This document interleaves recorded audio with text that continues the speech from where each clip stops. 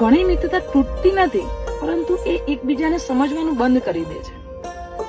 તો બે મિત્રો હતા અને વર્ષોથી એમની મિત્રતા અકબંધ હતી, પરંતુ એક દિવસ ત્રીજી વ્યક્તિના શબ્દો અને વાતોએ એમના વચ્ચેની શાંતિને તોડી. એકને થયું કે દર વખતે હું જ પ્રયત્ન કરું, તો બીજાને થયું કે એને મારી એવી જરૂર નથી, અને આમને આમ એમની મિત્રતા ચૂપ થઈ ગઈ. દિવસો ગયા અને યાદો રહી ગઈ. એક દિવસ એક મિત્ર એની મુશ્કેલ ઘડીએ હતો અને એવામાં સગા સંબંધીઓ આયા, મિત્રો આયા, પણ જાણે એનું મન તો એ મિત્રને જંગતું હતું, એના મિત્રની જ હૂંફ માંગતું હતું, પરંતુ એ મિત્ર ના આવ્યો એટલે વધારે એને દુઃખ થયું. પણ હા, સાંજે એનો ફોન જરૂર આવ્યો. મનમાં દુઃખ હતું, ગુસ્સો હતો, છતાં પણ ફોન તો ઉચક્યો અને સામેથી અવાજ આવ્યો કે સોરી યાર, હું તારા ઘરની બહાર ઉભો હતો, પરંતુ મને અંદર આવવાની હિંમત ના થઈ. અને એ નાની સરખી પહેલે એમની મિત્રતા ફરીથી જીવંત કરી નાખી. ભલે જે થયું એ દિવસો ભૂલાઈ ગયા અને એમની મિત્રતા ફરીથી જીવંત થઈ ગઈ.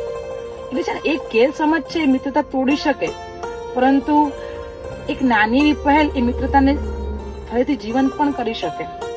તમે જો કદાચ રિસાયા હોય તમારા મિત્રથી, તો નાની એવી પહેલ કરજો. તમારી મિત્રતા, કેમ કે એને પણ તમારી સામે જરૂર હશે જ ક્યાંક ને ક્યાંક, તો એ તમારી નાની પહેલથી તમારી મિત્રતા ફરીથી સોળે કલાએ ખીલી ઉઠશે.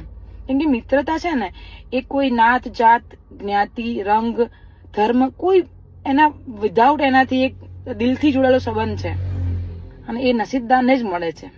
એટલા માટે નાની એવી પહેલ કરજો જરા. ચલો આવજો. Thank you so much.